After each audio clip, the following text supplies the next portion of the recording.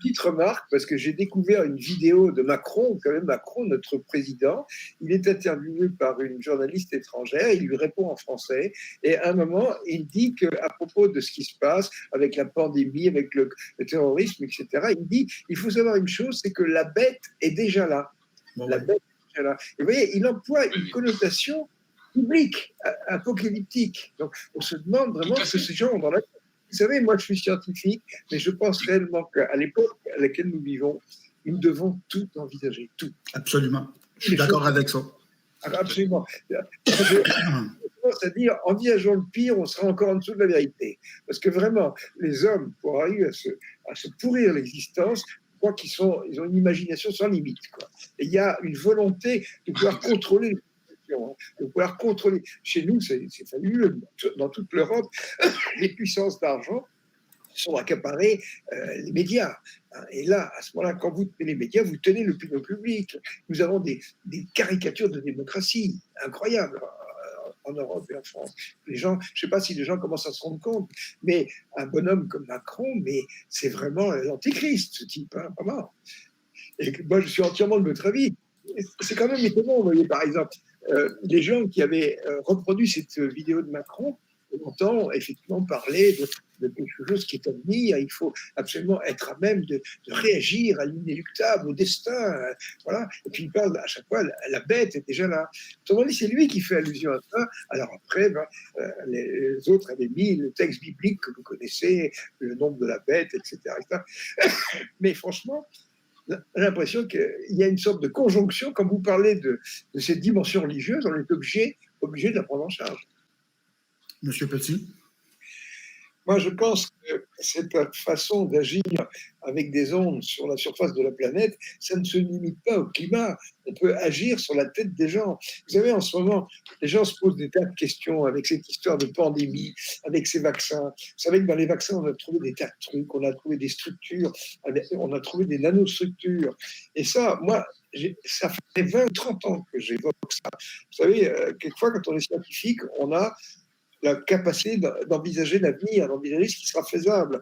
Et on est tout à fait capable de mettre dans le sang des gens quelque chose qui soit un récepteur, quelque chose qui soit capable d'aller se loger dans l'encéphale. Et à ce moment-là, on pourra à ce moment-là agir sur la tête des gens avec des ondes.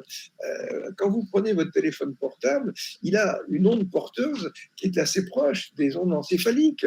Vous savez, ça fait, je pense que les premiers essais qu'on a fait, quand on avait des ondes radar, eh bien, les gens qui commençaient à utiliser les radars, tout d'un coup, vous faites une modulation en 600 Hz.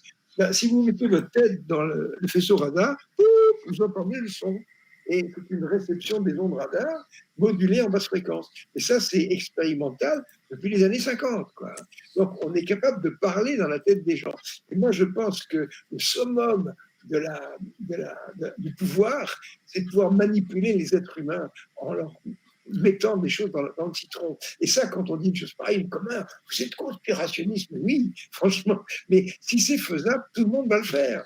Monsieur Petit, d'après vous, est-ce que les tours 5G, de la façon qu'elles sont positionnées à travers les villes en ce moment, à travers le monde, est-ce que c'est un peu le même concept que HARP? Est-ce que c'est comme une extension de HARP, d'après vous? Tout à fait, tout à fait. Je veux dire, ce genre de choses-là, c'est à la fois pour amener les gens à communiquer entre eux, mais c'est aussi pour agir sur eux. Ça, c'est une machination terrible. Et simplement, actuellement, dans tout ce qui se passe, ce qui est extraordinaire, c'est que les humains n'ont pas la capacité d'imaginer le monstrueux. Hein. Bon, moi, j'ai pas mal travaillé sur cette histoire du 11 septembre. Je n'hésite pas à dire que le 11 septembre, ça n'est pas un attentat terroriste, c'est de la foutaise. Hein. Ici, c'est pas un attentat terroriste, c'est un inside job.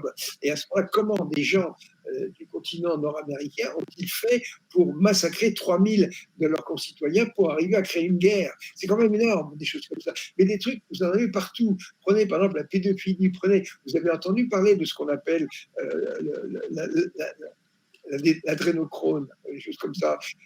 Il y a quand même, moi ça me frappe, vous savez, en tant que scientifique, on reçoit des trucs à droite, à gauche, puis on remet ça un petit peu en salle. il faut mettre en veille son scepticisme, parce que le scepticisme, ça fait qu'on se bouche les oreilles. Quand vous prenez, par exemple, les problèmes de pédophilie, mais ça existe depuis la nuit des temps. Le fait qu'on ait torturé des enfants pour prélever leur sang, pour le boire et tout ça, ça se trouve dans toutes les civilisations.